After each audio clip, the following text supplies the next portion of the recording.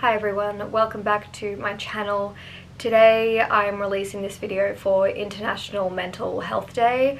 I've been wanting to do this video for a while as someone who has watched a lot of mental health journey videos in the past, just for my own,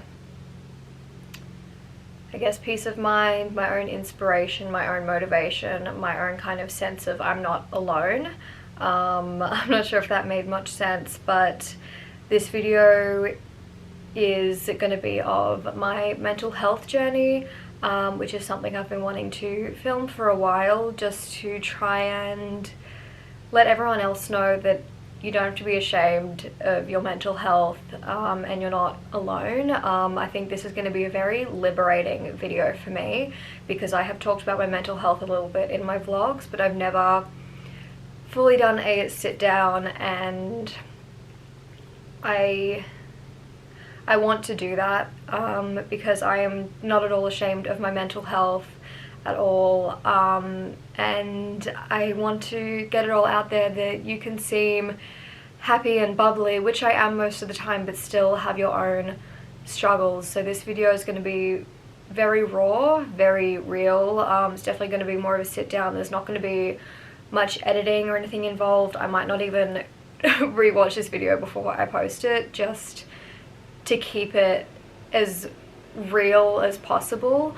If you see me looking down, it's because I have a list of notes. I'm going to be going through just my journey in linear order, starting with my childhood. And before I get into it, I would like to say, in terms of trigger warnings, this video includes themes of anxiety and depression, as well as mentions of suicide and eating disorders. So with that being said, I hope that if you've chosen to watch this video, that I'm able to provide you with a little sense of, I don't even know if whether it helps you identify maybe your own things you're struggling with, if it just helps you realize that mental health is nothing to be ashamed of. Whatever it does for you, I hope that this video is comforting and helpful. So I'm going to take a quick sip of coffee, and I'm just going to get right into it. I don't know if I'll cry or not. I might not. I'm very good at bottling emotions, but that being said, this is the story of my journey with anxiety and depression. So my anxiety, I think, first manifested when I was very young. One of my earliest memories include a sense of very strong anxiety, and this led to what throughout my childhood I've labeled toilet anxiety, which was basically, I was very scared to go into public bathrooms where I couldn't see the lock slide into the, I don't know, the little bar and stuff. So this memory was when I was very little. I was at a park with a friend and our mums were talking, and this friend of mine needed to use the bathroom. And this whole toilet anxiety, I am not oblivious to the fact that this is honestly kind of hilarious, in a funny way for anxiety to manifest, but this is just truly what happened. And since our moms were talking, I said to my friend, I'll take you to the bathroom. And it was one of those like blue just pop-up ones in this park we were at. So we went in and locked the door, and I went in with her. I turned around, and all of a sudden the like little porta potty started making this really loud noise, and my friend completely freaked out. I freaked out because we didn't know what that noise was. She like jumped up, and I was like, sit back down, and I tried to open the door to go get her mum, but I couldn't. The lock was stuck and we couldn't get out, and it wasn't until, and this wasn't like, we weren't stuck in there for like ages. I don't know how long it was, but apparently we've been gone a little while because her mum came up and somehow unlocked it from the outside, and I got out and she went in with her daughter. And that kind of sparked a very big fear of public bathroom locks, which led to me always having to pee before leaving the house, to avoid having to use a public bathroom. And even though I'm not scared of public bathrooms now at all, I still always go to the bathroom before I leave the house, and I'm always thinking, if I'm going somewhere, like, is there going to be a bathroom there, just in case. So that is kind of the story of my toilet anxiety. So at like a young age, or like kind of the age where you start going into public bathrooms by yourself, I would still want my mom to go in with me, just to make sure that the lock wouldn't get jammed, so I wouldn't get stuck in there by myself. And that is the earliest manifestation of my anxiety that I can imagine. That's probably one of my earliest memories. I will say my childhood memories, and honestly those from earlier on in high school, are quite distorted. And I don't know if this is because of some trauma in relation to a lot of bullying, which I will get to in a little bit. But basically I can't remember a lot of my childhood, of primary school or of high school, and a lot of things I think are memories have actually turned out to be dreams. So I don't know what that really is. Now, I'm not sure if this next kind of, I'm going to call them milestones, even though they're not really milestones. I'm not sure if this was before or after the toilet incident, because I was very young as well. But when I was 4, me and my parents moved to France. I'm not going to get into it. I'm not going to get into my whole family situation too much. I'll mention a couple things here and there, but I'm going to try not get too much into that. But long story short, after 6 months, my mum and I came back to Australia without my dad. And so my parents were kind of separated for a bit. And in France, and this is stuff I have kind of been told more so than remembered, there were a couple like stressful situations where my French grandparents wouldn't always approve of my mum, so I'd kind of had to witness my mum being very upset, which distressed me a lot. And that, after that event, that is when I first started going into therapy. And I only really in the past few years asked, hey, why was I in therapy at that young age, because I can't remember. And it was, my mum did say to me, because of coming back without your dad from France and because of anxiety and stuff. And for a bit after France, I actually, for a lot of my primary school years, my early primary school years, I actually lived with my grandma. For context, I actually live next door to my grandparents, my Australian grandparents. We live where my great-grandfather used to live in his home, which was next door to, yeah, again, where my Australian grandparents live. But for a couple of years as a child, I did live with my grandma while my parents worked. And, you know, my dad did come back to Australia, but he and my mum had like a restaurant for a little bit, and that was very time consuming. So I lived with my grandma for a lot of the time, and she was kind of my primary caregiver. So in those few kind of childhood memories from really early on that I do remember, they do kind of center more around my grandmother than they do my parents.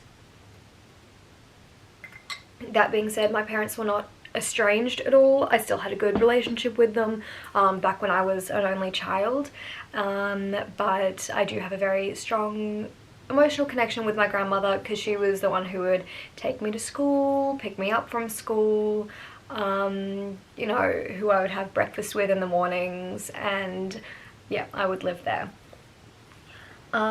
So moving on to primary school, in year 1, I'm gonna say, I'm pretty sure it was year 1, I started getting bullied. And I was bullied, not by the same girl, but I was bullied for, so it was year 6, in year 1, I was bullied for nearly 10 years of my life, viciously.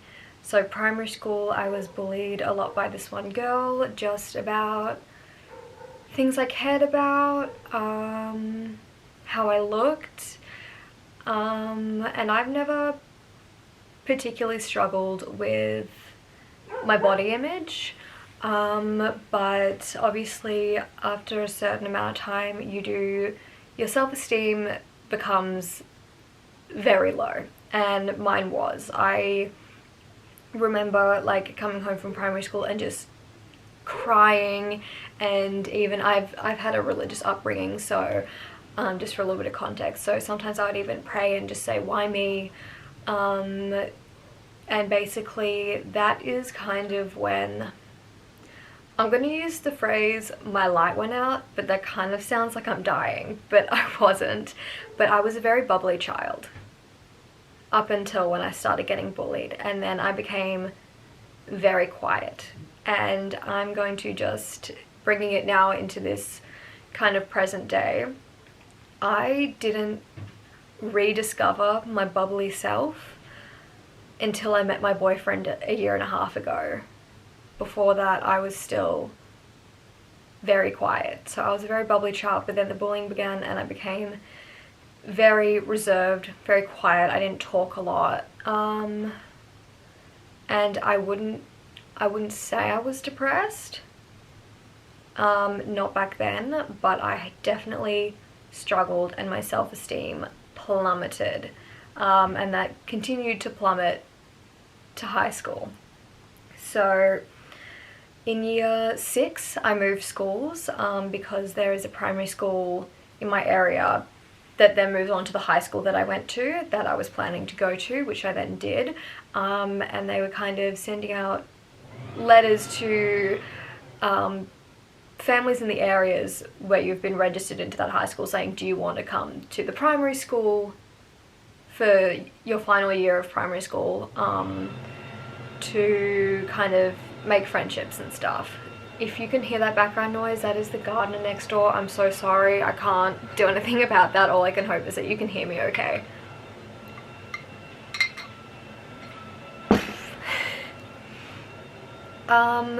So I chose to move, and I reconnected with a childhood friend of mine.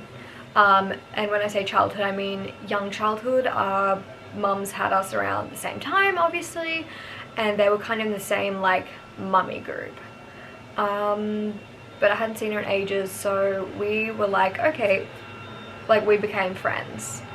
But that friendship turned very toxic very quickly, and this continued into high school as well. So this girl, I think it might have stemmed from, and I don't say this to make myself feel better about myself, but it's just because some of the blatant lies she would tell me kind of relate to her more than they do me. But she would attack me for my intelligence level, for how I looked, my body and everything. And this is now also going into high school, the start of high school. She would say things like, and she was kind of the leader of our friendship group, so other people would either join in or stay silent. And there were kind of 3 girls who were the 2 other close friends of her, who would join in. And because I thought we're all friends, I was like, okay, well, it makes me feel really bad, but I guess it's not that big a deal. And if I would say, like, oh, that wasn't nice, she'd be like, but we're friends, I'm just joking. But then if I tried to joke around, she'd be like, why are you doing that? You know? And she'd say things like, your parents knew you wouldn't be able to get any friends, so they pay us to hang out with you. No one's ever gonna love you, you're never gonna get a boyfriend.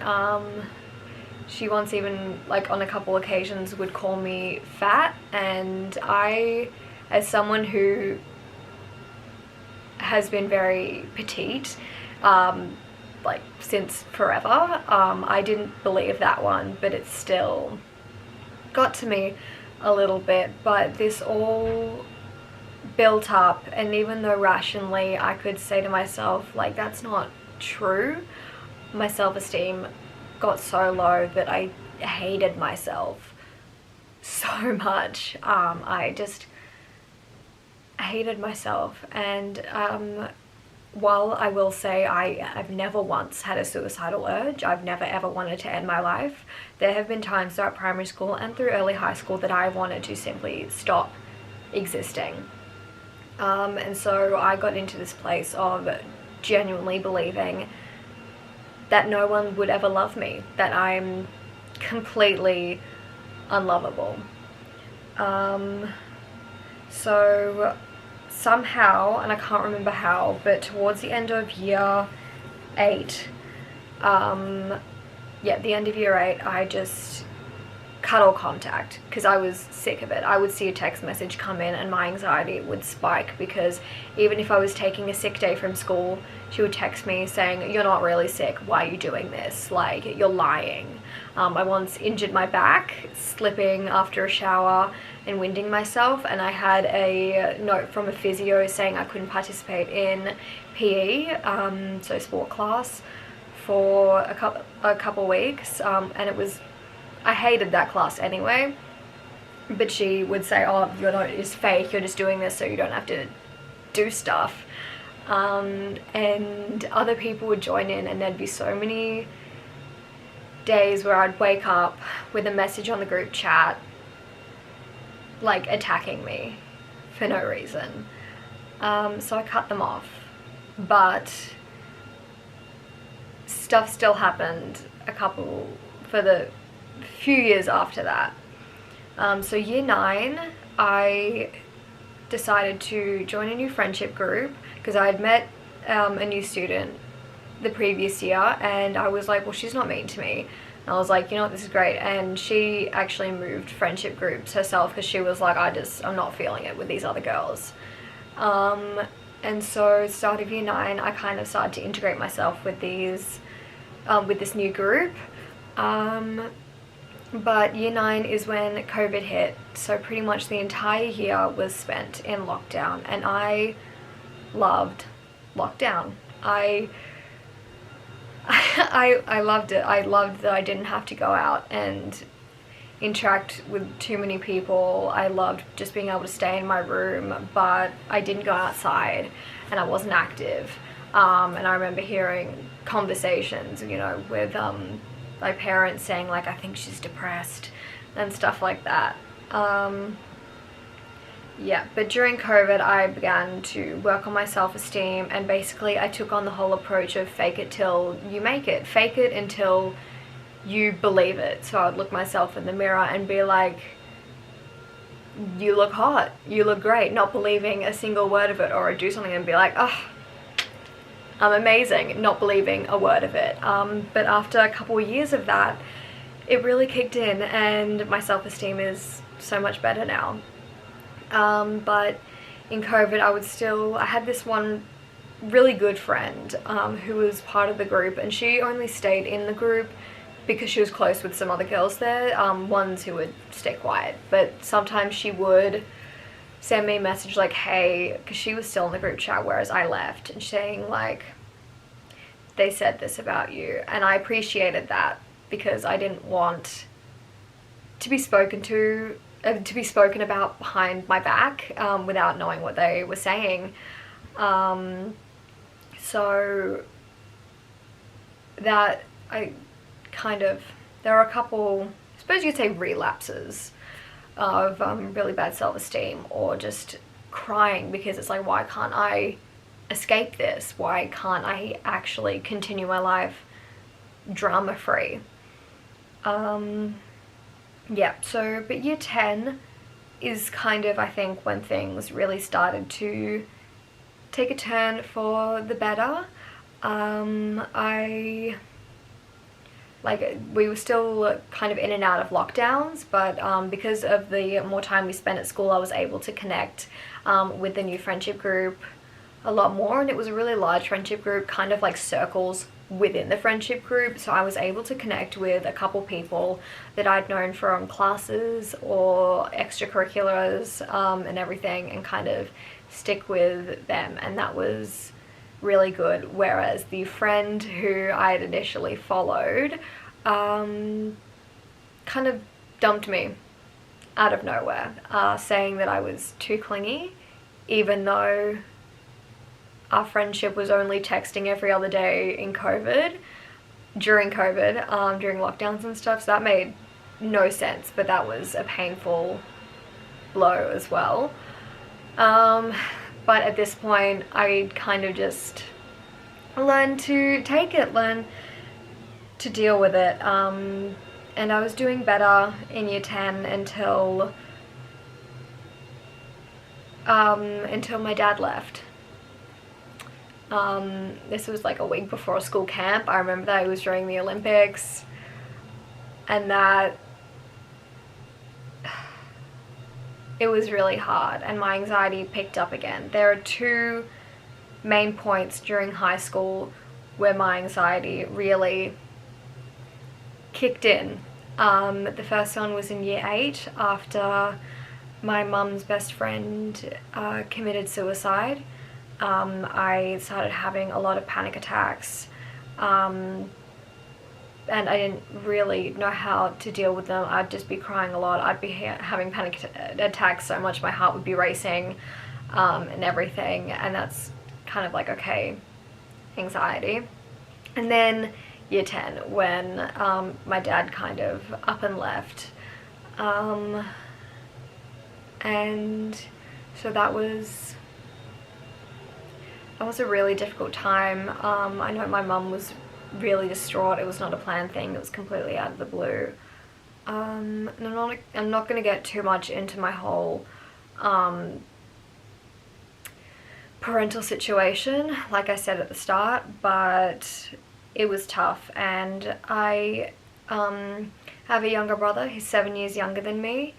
So he was like 7 or 8 when my dad left, and I was kind of the one who had to try and keep things together emotionally. So I would lock up, and I like talked my mum into going to therapy and comforted her when she would cry and everything. Yeah, and then the really big turning point was the start of the following year, year 11. I'd started to get a lot of panic attacks out of nowhere, and they were severe. They were very severe panic attacks. I couldn't breathe. I would be like clawing at whatever like top I was wearing because I felt like I was being strangled. And that is when I spoke to my mum and my dad, because we had a good relationship at that time, and we were like, okay, I'm gonna speak to a doctor and get on some medication, because at the time both my parents were on medication for anxiety, and I'm very grateful for that in a weird way, because it meant that they weren't like, oh no, you can't be on medication, oh no, you're making it up. They actually believed me and said, yep, okay, well, we both know what that's like, so we'll take you to a doctor. So at the start of year 11, nearly 3 years ago, is when I started taking medication for my anxiety, and I was actually put on an antidepressant, so a medication that was used to treat both depression and anxiety.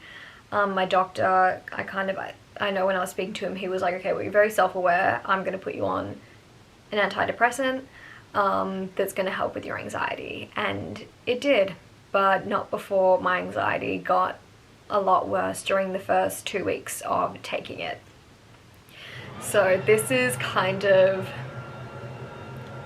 when my anxiety was maybe perhaps most severe, was during the first 2 weeks of taking my medication. I would take it in the morning, and when I would take it, I would be anxious about taking it. And this was mainly because we were like, it'd be such a great idea for me to read all the side effects of this medication.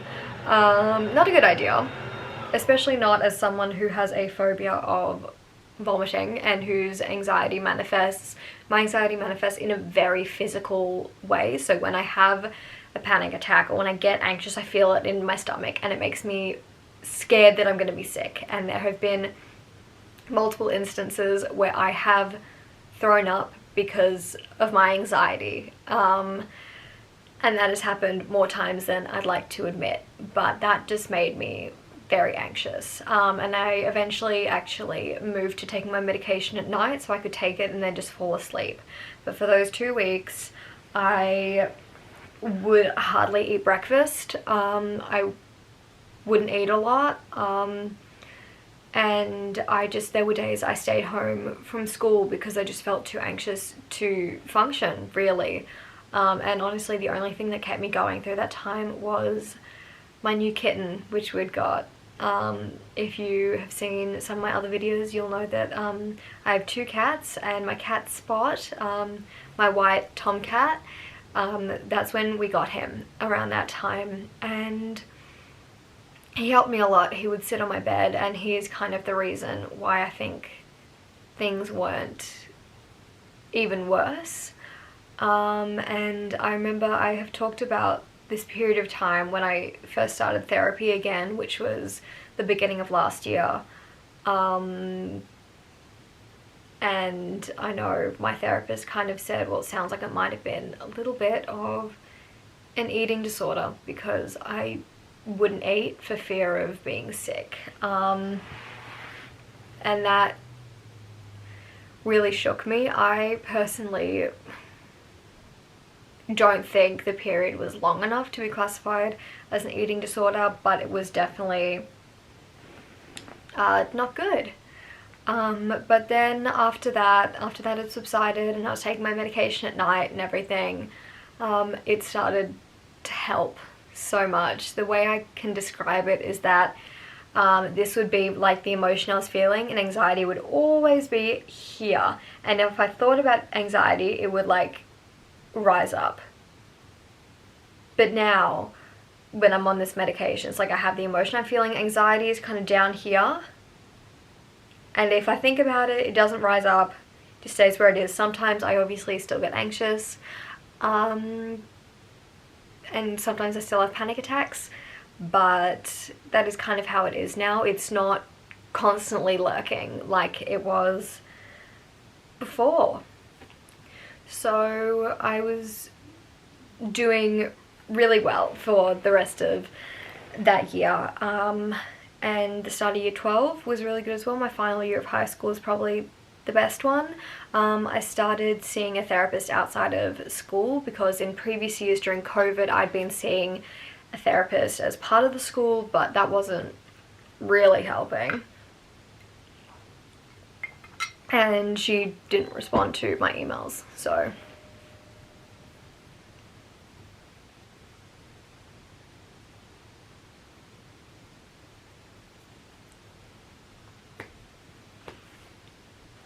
Then early on in year 12, I met my boyfriend. Who I can confidently say is the love of my life, and we began a relationship. And I think, I'm not overly religious, but as I've mentioned, I had a religious upbringing. I can genuinely say that I believe God sent him to me exactly when I needed him, because I met him just before things started getting really, really bad. Yeah. So I met him, we started our relationship, we were both very awkward at the beginning, but I told him about my anxiety and everything, and he stuck by me, and we became very close, best friends, as well as boyfriend and girlfriend. And he, like, my self-esteem was pretty good when I met him, but he boosted it up even more. Yeah, and then a couple months after we'd been dating, that's when my relationship with my father completely deteriorated. And we were really close. We had a great relationship, but he met someone. That's not the issue. I was fine with it, but he told me that he'd met someone, but that they were just friends. Little did I know at the time he was actually lying to me, and they'd been dating for a while. Again, I'm not gonna get into that. I'm not making this video as an attack. I'm doing it for my own expression.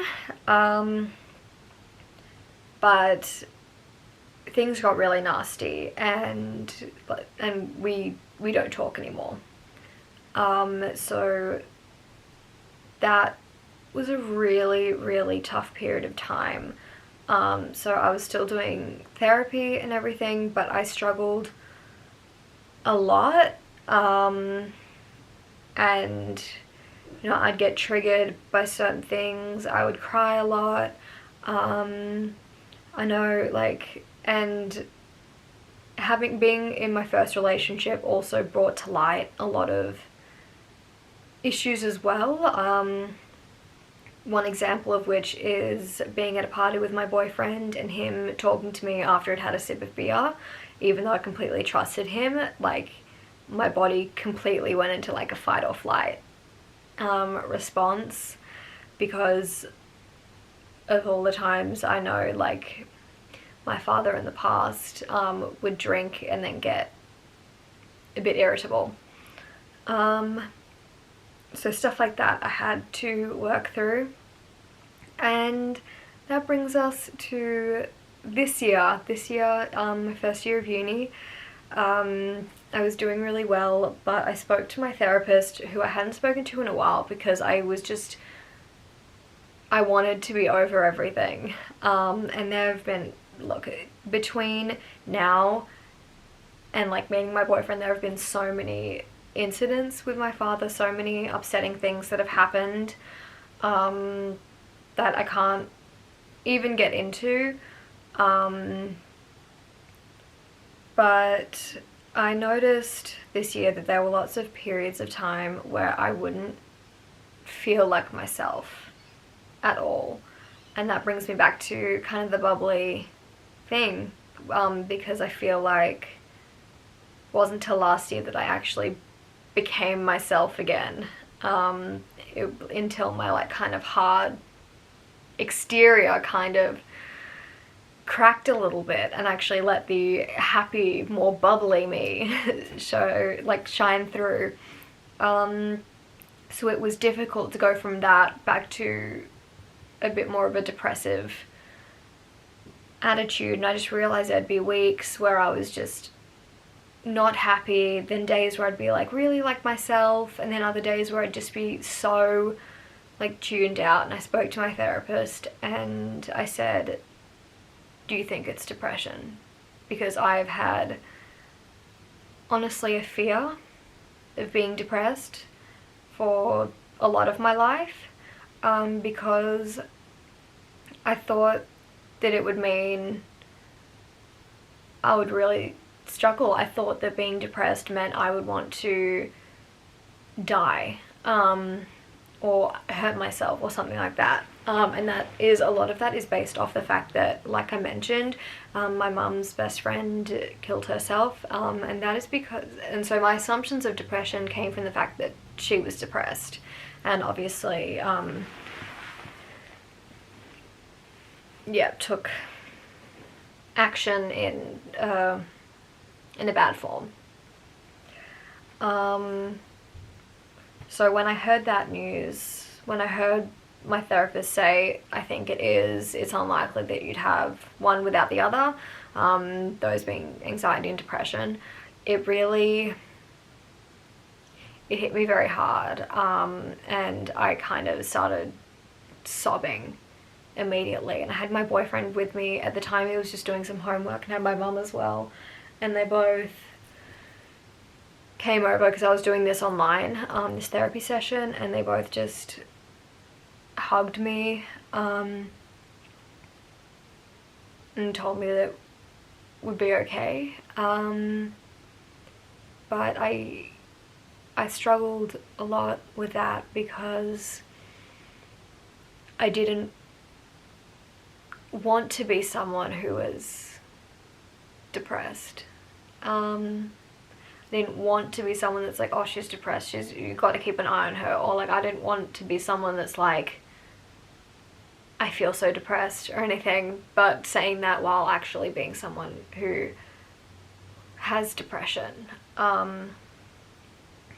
So I struggled with that for a little bit, and then I was like, you know what, this is just information that I've learned about myself, something that was always a part of me, or has been a part of me for a period of time, and now I just know that and can better take care of myself because I have that information.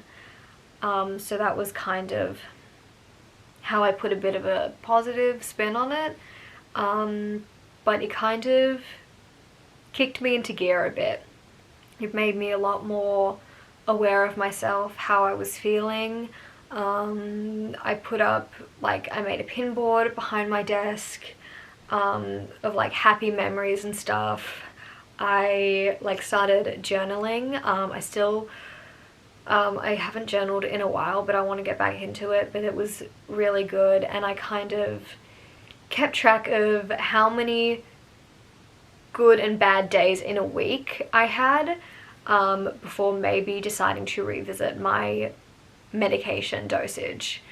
So looking at my journal, it was kind of like I'd have it was 50-50 for my liking. So I spoke to my doctor, the doctor who prescribed me my medication for anxiety, which is, as I said, an antidepressant and an SSRI, which means that it'll help my depression. So I spoke to him and I said, I have this new diagnosis and I've been doing my research, and I was wondering if by increasing my current medication we can kill two birds with one stone. And he said, you're right, you can start taking some more. So I was already on a very low dosage, probably like the lowest, and I only went up by 10 milligrams. He said you can go up by 10 or you can go up by 20. And I said, I think I'll start with 10 and see how I go, because I realized that I was starting to feel anxious again, and obviously the depression and everything.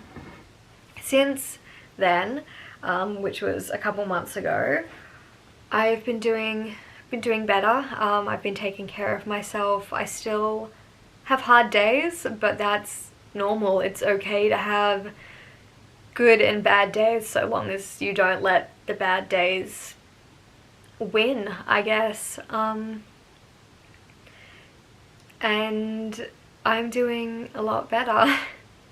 And I really am, and I do things that make me happy. I have like a dopamine menu. I'm not sure if you've seen any of those on Pinterest, but like things you can do that make you feel better.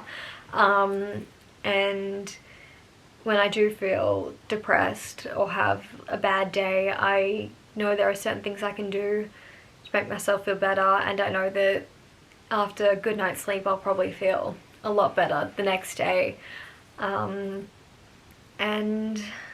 I think it's all about just knowing how to take care of yourself and not being ashamed at all. I have absolutely nothing to hide with that. I'm very open about my mental health, both so like friends and people that I know that about me in case I'm a bit off, but also to kind of be able to show others that you can still function perfectly fine, while managing and catering to what your body and your mind needs. So I'm definitely a huge advocate for not being ashamed at all of mental health, which is why I'm making this video. And I know this isn't like an extreme story in comparison to others, but I will say that while yes, some people have it worse, that doesn't mean that your experience doesn't matter. That doesn't mean that your experience is less than theirs, because everyone struggles in different ways and everyone handles things in different ways. And that's okay. Things manifest in different ways, and again, there are so many stressful events that I've had to leave out of this, just for the sake of it not sounding like an attack on certain people. But that's my journey. This is my journey. And some things I do to kind of take care of myself these days is also, like, I go to Pilates, I have a good sleep routine, I make sure to try and just keep unnecessary stress out of my life, and I try and take care of myself, and if I'm having a bad day, that's when I hug Dragonite. This is a Pokemon Squishmallow that my boyfriend gave me, and if I feel bad, I know I can just give it a hug. So things like this, and I think it's all just, I'm not like a meditation person, I'm not like a health nut or anything, I'm not like a yoga person, but I am someone who definitely thinks it's important to be in tune with, most importantly, your mind, and just knowing what you need to be able to take care of yourself. And I hope that everyone out there watching this or watching other videos on Mental Health Day, and everyone else, I hope that you can also have a positive journey, or a journey where you can look back and say, okay, I'm glad those things happened because it's made me who I am. And I have definitely had one of those journeys. There are plenty of things that I wish hadn't happened, but at the same time, I am now someone who is confident, has good self-esteem, is working really hard, and at the same time, like, if anyone tried to bully me nowadays, I'd be like, bitch, that ain't gonna work. And I'm someone who knows how to take care of myself and isn't scared of myself or my mind or just of being alone, because there was a time where sometimes I was just worried that I'd kind of just fall into a bit of a pit. But that is my journey so far. Thank you so much for watching, all of those who did. I hope that I was able to provide some sense of comfort or helpfulness or anything to you. I know I'm repeating myself now, but that's it so far. I still have good days, I still have bad days, but I just make sure to regulate myself, and there is nothing to be ashamed of being on medication or having a diagnosis or having a label, because even though it's a part of you, it doesn't mean that it defines you. So I'm going to end this video here because I don't have much else to say, but if you want me to make any kind of follow-up videos on this, or videos of how I get over a bad day, or my dopamine menu, or like how I take care of myself as someone who does have anxiety and depression, then please let me know. And happy International Mental Health Day. Please take care of yourselves, and that is why I say to please stay healthy and happy.